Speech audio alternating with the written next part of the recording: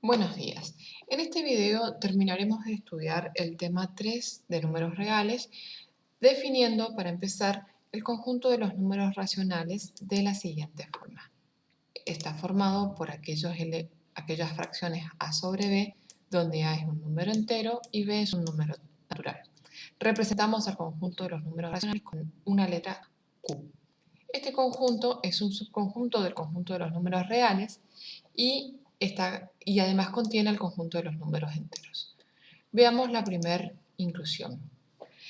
Para demostrar que Q está contenido en R, consideremos un elemento de Q, una fracción A sobre B. Como está en Q, el número A es un número entero y el número B es un número natural.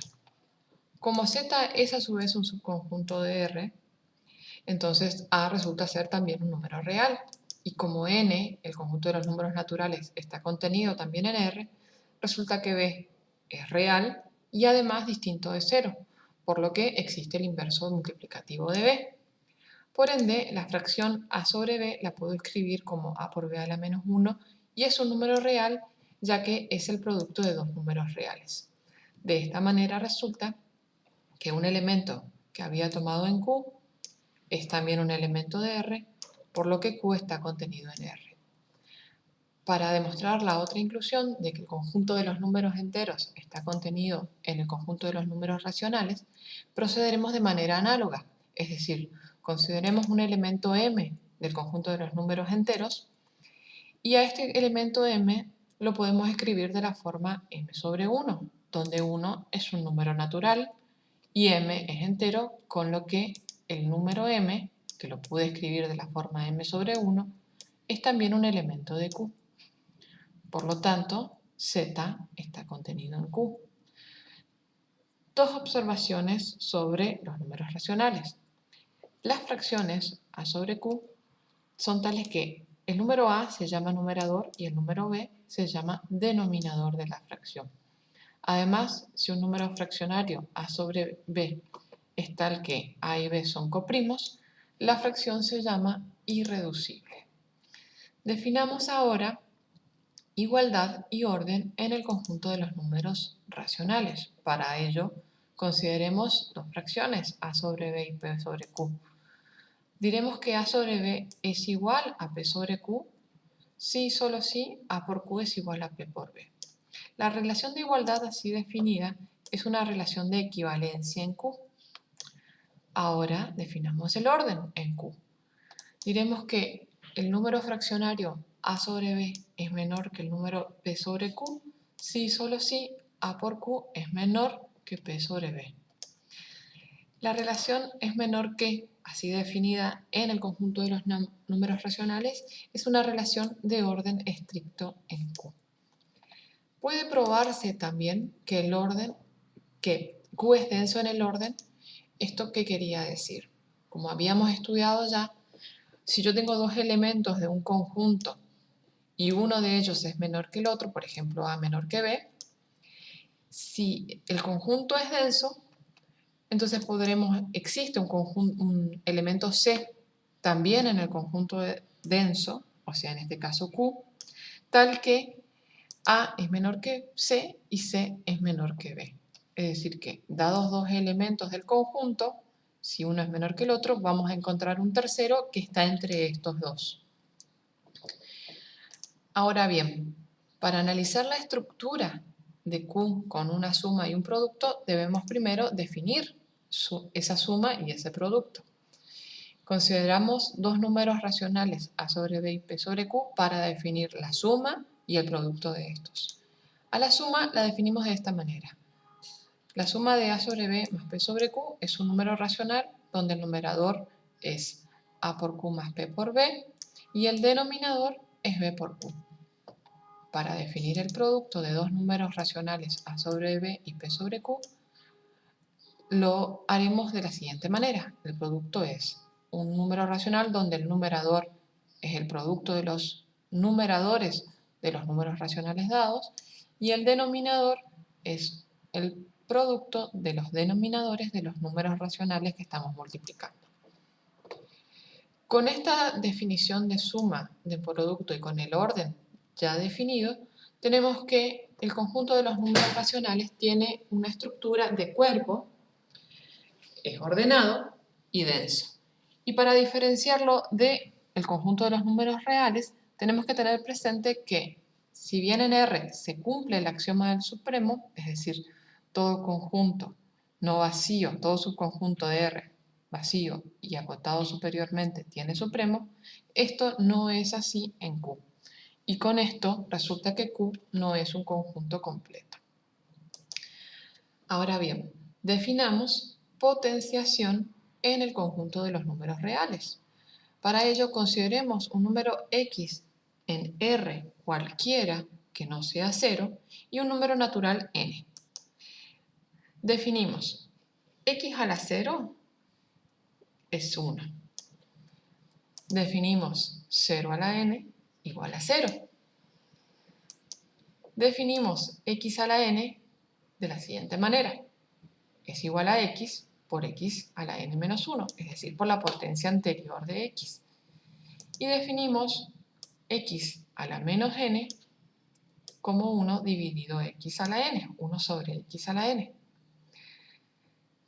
La potenciación está definida en todos los casos excepto 0 a la 0. Esta potencia no se define, ya que está excluida de este caso porque x es cualquier número real distinto de 0, por ende la base no puede ser 0, y en este caso está excluido también porque es el exponente quien no puede ser 0.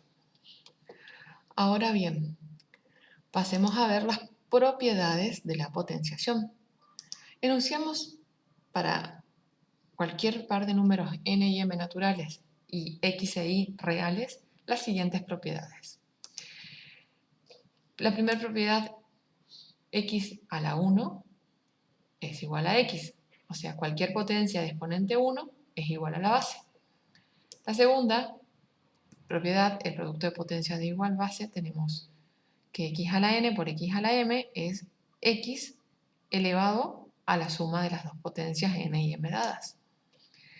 La tercera propiedad, potencia de otra potencia. Si tengo una potencia x a la m y esta a su vez está elevada a un exponente n, esto se puede calcular como la base x elevado a un exponente donde tengo el producto de las dos exponentes anteriores. Y por último, la propiedad distributiva de la potenciación con respecto al producto.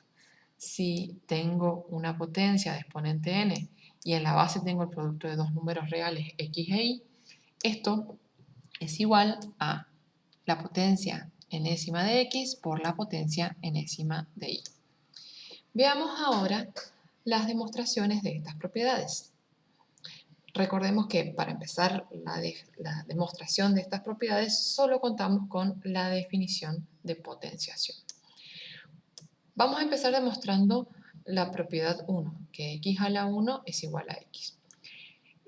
Y fíjense que aquí no hay ninguna restricción para x, es decir que a la hora de demostrar esta propiedad debemos considerar dos casos, cuando la base no es 0 y cuando la base es 0.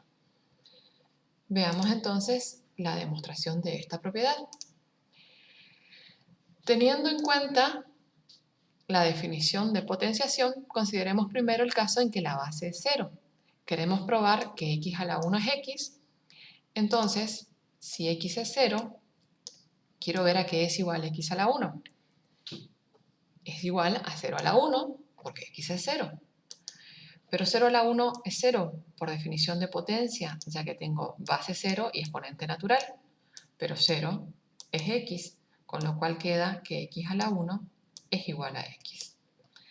Veamos ahora qué pasa si x no es 0. Si x no es 0, tengo que x a la 1 es x elevado a un exponente natural, entonces por definición de potenciación esto es x por x a la 1 menos 1. X a la 1 menos 1 es igual a x a la 0.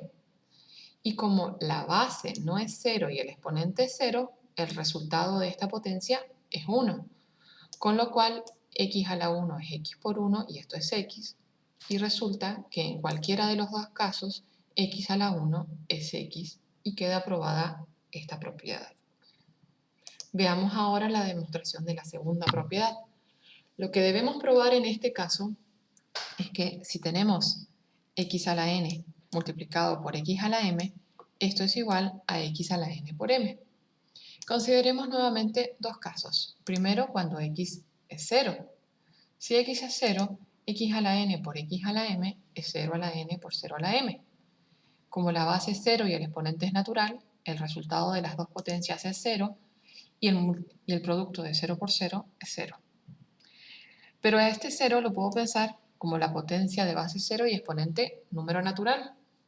Puede ser cualquier número natural que esté en el exponente, en particular puede ser n a la m. Pero como x es 0, esto es igual a x a la n más m y queda aprobada esta propiedad para el caso en que la base sea 0. Si en cambio ahora la base no es 0, no podemos hacerlo de esta manera, sino que debemos probar para cualquier n y eso lo hacemos por inducción. Entonces consideramos el predicado definido sobre n, p de n, definido como x a la n por x a la m es igual a x a la n más m. Veamos que este predicado se convierte en una proposición verdadera en el caso en que n es 1. O sea, veamos que el valor de verdad de p de 1 es 1. Si n es 1, x a la 1 por x a la m es x por x a la m. Aquí lo que estamos usando es la propiedad 1 para escribir a x a la 1 como x. Y si x por x a la m es igual a x a la 1 más m, por definición de potencia. Entonces nos queda la verdad de p de 1. Supongamos ahora que p de h es verdadero, es decir, que se cumple que x a la h por x a la m es igual a x a la h más m. A esto lo llamábamos hipótesis inductiva. Suponiendo la verdad de la hipótesis inductiva, debemos ahora probar la verdad de p de h más 1. Para ello, empecemos con el primer miembro de p de h más 1, es decir, con x a la h más 1 por x a la m. Esta potencia, x a la h más 1, por definición de potenciación, es igual a x por x a la h. Y usando la propiedad asociativa del producto en R, esto es igual a x por x a la h por x a la m. Estoy asociando estos dos factores de aquí. Y x a la h por x a la m, por la hipótesis inductiva, es igual a x a la h más m. Esto lo estoy multiplicando por x y nuevamente por la definición de la potenciación, esto es igual a x a la h más m más 1. Y usando la conmutatividad de la suma, esto es igual a x a la h más 1 más m, con lo cual p de h más 1 es verdadera. Como tengo la verdad de p de 1 y supuesta la verdad de p de h resulta la verdad de p de h más 1, esta propiedad es válida para todo n natural. Como ya teníamos que esta propiedad vale también para cuando x es 0 y vemos que vale también para cuando x no es 0, resulta que esta propiedad vale para todo x real. La demostración de las propiedades 3 y 4 queda a cargo de los alumnos y recuerden que pueden usar tanto la definición de potenciación como las propiedades 1 y 2 que ya tenemos demostradas. En los dos casos, para la propiedad 3 y para la propiedad 4, la demostración se debe hacer por inducción sobre n. Pasemos ahora a un teorema muy importante, ya que nos da una fórmula que es muy usada en matemática, que es el binomio de Newton, que se usa tanto para el análisis matemático como para las matemáticas aplicadas. El teorema lo que afirma es que si yo tengo dos números reales cualesquiera, a y b, que no sean 0, y tengo un número natural cualquiera, la potencia enésima de la suma de a con b se puede escribir como la suma, con k desde 0 hasta n, de los términos que tienen la forma número combinatorio nk por a a la n menos k por b a la k. Esta propiedad la vamos a demostrar por inducción sobre n. Para ello definimos sobre el conjunto de los números naturales el predicado P de n de la siguiente manera. A más b a la n es igual a la suma con k desde 0 hasta n del número combinatorio nk por a la n menos k por b a la k.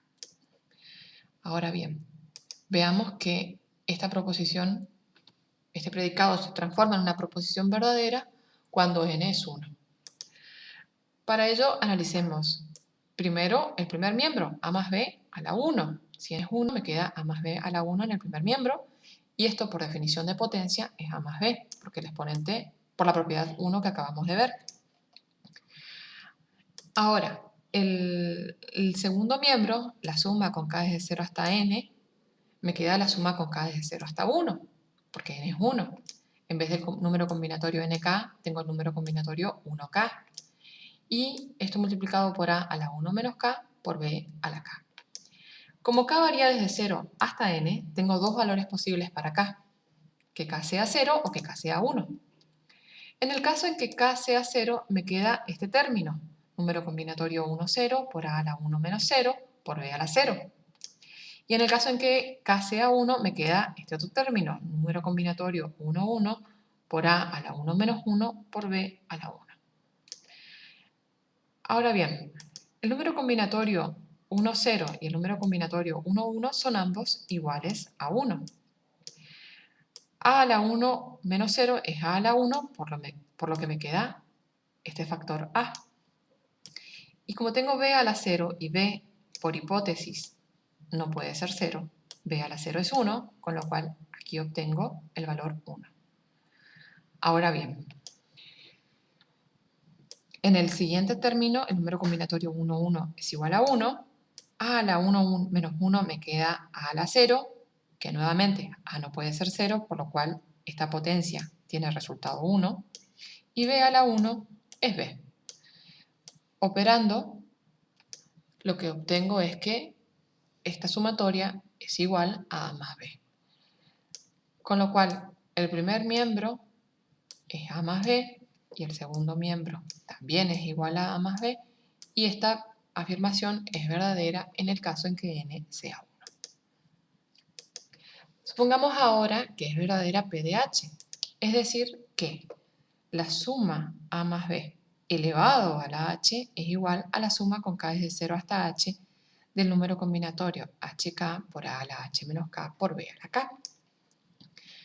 Esto debo utilizarlo para probar la verdad de P de h más 1.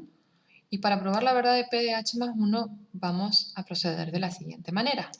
Vamos a partir del primer miembro del predicado, pero de P de h más 1, o sea, de la proposición que se obtiene cuando en este predicado P de n reemplazo n por h más 1, y voy a empezar desarrollando a más b a la h más 1. Voy a ir desarrollando esta potencia con métodos algebraicos para llegar a que se escribe como esta suma, pero en lugar de n con h más 1. Entonces, empezamos por a más b elevado a la h más 1. Esto es igual a más b por a más b a la h, esto por la definición de potenciación.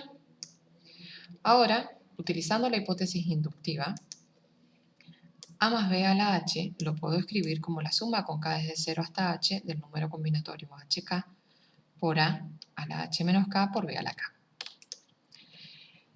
Y lo que utilizamos ahora es la propiedad distributiva. Yo tengo este factor multiplicando a esta suma, y esto entonces lo puedo escribir como a por la suma más b por esta suma. Entonces, esto es lo último que teníamos en la filmina anterior. Lo que voy a usar ahora es nuevamente la propiedad distributiva, pero de la siguiente manera. Yo tengo multiplicado a por esta suma. Entonces multiplico a por cada término de esta suma. Y tengo b multiplicado por toda esta suma Y voy a hacer lo mismo. Voy a multiplicar b a cada uno de los términos de esta suma. ¿Esto en qué va a consistir? En que cuando multiplico a por cada término, ya tengo una a y me va a quedar a elevado a un exponente más del que aparece en cada uno de los términos de la suma y algo parecido para b. Con lo cual, cuando aplico la propiedad distributiva, en vez de tener a a la h menos k, en cada uno de estos términos me queda a a la h menos k más 1, porque apliqué la propiedad distributiva. Análogamente, en esta otra sumatoria, me queda en cada término b a la k más 1, cuando yo tenía b a la k, porque apliqué propiedad distributiva y me queda una b más multiplicando en cada uno de los términos de esta sumatoria. Bien, ahora vamos a hacer un desarrollo de esta sumatoria para facilitar la cuenta y ver qué elementos aparecen en esta suma. Si bien esto es algo que no aparece en los libros, en muchos de los libros, nos tomamos esta licencia para facilitar la comprensión de lo que vamos a hacer. La suma con k desde 0 hasta h del número combinatorio hk por a a la h menos k más 1 por b a la k, lo desarrollo y me quedan estos términos. Comienzo con el número combinatorio h0 por a a la h menos 0 más 1 por b a la 0, más número combinatorio h1 por a a la h menos 1 más 1 más por b a la 1, y así sigo y van cambiando los exponentes de a y de b. Todos estos términos son los que obtengo cuando desarrollo esta sumatoria. Cuando desarrollo la segunda sumatoria, obtengo estos otros términos. Fíjense que acá tengo, cuando k vale 0, el número combinatorio h0 por a a la h menos 0, por b a la 0 más 1, y así sigo hasta que el último término es el que es para cuando k vale h, y me queda el número combinatorio hh, por a a la h menos h, por b a la h más 1. Ahora bien, lo que vamos a hacer es utilizar estos mismos términos, pero escritos de otra manera. A la h menos 0 más 1 lo escribo como a a la h más 1. B a la 0 queda como estaba. Este exponente h menos 1 más 1 de a lo voy a escribir como h más 1 menos 1. Este exponente h menos 2 más 1 lo voy a escribir como h más 1 menos 2. Y así en todos los exponentes de a. Con esto lo que consigo es que en el exponente me quede h más 1 menos un número que es el exponente de b. Esto se puede hacer ya que la suma que tengo en los exponentes de a es suma de números reales y la suma goza de la propiedad conmutativa. Ahora, para los exponentes de b en los siguientes términos, lo que voy a hacer es algo parecido. Y voy a ir modificando también el exponente de a para que me quede h más 1 menos algo. Entonces, h menos 0, que tenía en el exponente de a, por propiedad conmutativa y asociativa, lo puedo escribir como h más 1 menos 1. Y el exponente 0 más 1 de b me queda 1 como exponente de b. H menos 1 lo puedo escribir como h más 1 menos 2. Y el exponente 1 más 1 de b me queda exponente 2. Y puedo seguir de esta manera y lo que obtengo son que todos estos términos van a ir teniendo a y b los mismos exponentes que los términos anteriores del desarrollo que tenía. Y con esto lo que voy a hacer es asociar esos términos que son semejantes. Es decir, este término que tiene a la h más 1 menos 1 por b a la 1, lo voy a asociar con este término que tiene a la h más 1 menos 1 por b a la 1. Y así voy a ir asociando estos términos que fui encolumnando. ¿Cuáles términos no voy a poder asociar? El primero y el último. Estos son los que tienen términos no semejantes. ¿Y para qué voy a asociar? Porque tienen son términos semejantes y los puedo sumar resolviendo la suma de los números combinatorios. Para la suma de los números combinatorios voy a tener presente la fórmula de Stiefel, que dice que si yo tengo la suma de dos números combinatorios que tienen el mismo numerador, pero los denominadores son uno el siguiente del otro, lo puedo hacer sumando, obteniendo el siguiente número combinatorio. Numerador es el siguiente de los numeradores que tenía y el denominador es el más grande de los denominadores que tenía. Entonces, cuando sumo, el primer término queda como está, el resultado de sumar estos dos términos es este término, el resultado de sumar estos dos términos es este término, y así seguimos con que el resultado de sumar estos dos términos es este término, y este término no lo puedo sumar con ninguno porque no tenía término semejante, por lo tanto queda como está. Ahora bien, esto era lo que teníamos en el último renglón de la filmina anterior. Ya casi tenemos la forma que tiene que tener la sumatoria. Entonces lo que voy a hacer es que me falta que acá tenga número combinatorio con numerador h más 1 y acá también me falta un número combinatorio con numerador h más 1. Y para conseguirlo voy a tener en cuenta que cualquier número combinatorio que tiene denominador 0 es igual a 1.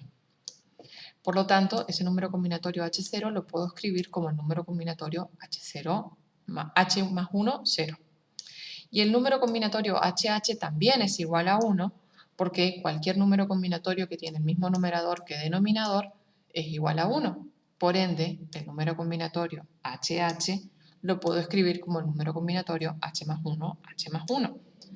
Reemplazando esos números combinatorios, me queda esta suma que la puedo expresar como la suma con k desde 0 hasta h más 1 del número combinatorio h más 1k por a la h más 1 menos k por b a la k. Con lo cual, la proposición es verdadera para h más 1 y resulta que esta propiedad vale para todo a y b reales distintos de 0 y para todo n natural. Esto prueba el binomio de Newton. A continuación definimos radicación, sea n un número natural y x un número real positivo o 0, decimos que y es raíz enésima de x si y a la n es igual a x. Escrito en forma simbólica, la raíz enésima de x es y si y solo si y a la n es igual a x. Ahora bien, si n es 2, lo que tenemos es la raíz cuadrada, y para esta asignatura vamos a considerar las dos raíces reales cuadradas, porque x al cuadrado es lo mismo que el opuesto de x al cuadrado, o sea, un número y su opuesto tienen el mismo cuadrado. Si bien esto no es así en abundante bibliografía, para este curso sí lo consideraremos así. Y con este teorema terminaremos esta clase. El teorema lo que dice es que R menos Q es distinto de vacío, o sea que hay números reales que no son números racionales. Es el caso, como 2 es un número real no negativo, tiene dos raíces reales cuadradas. La raíz cuadrada positiva es un número que no pertenece a Q. O sea, la raíz cuadrada de 2 no es un número racional. Para probarlo, basta con suponer que es un número racional y llegar a una contradicción. Es decir, raíz cuadrada de 2 es de la forma p sobre q, y al elevarlo al cuadrado se va a llegar a una contradicción. Esto lo pueden hacer ustedes como ejercicio. Y de probar que raíz cuadrada de 2 no es un número racional, se llega a que raíz cuadrada de 2 es un número que está en R menos Q, es decir, es un número real, pero no es racional, con lo cual este conjunto R menos Q resulta que no es vacío. El conjunto R menos Q se llama conjunto de los números irracionales. Y con esto terminamos este tema.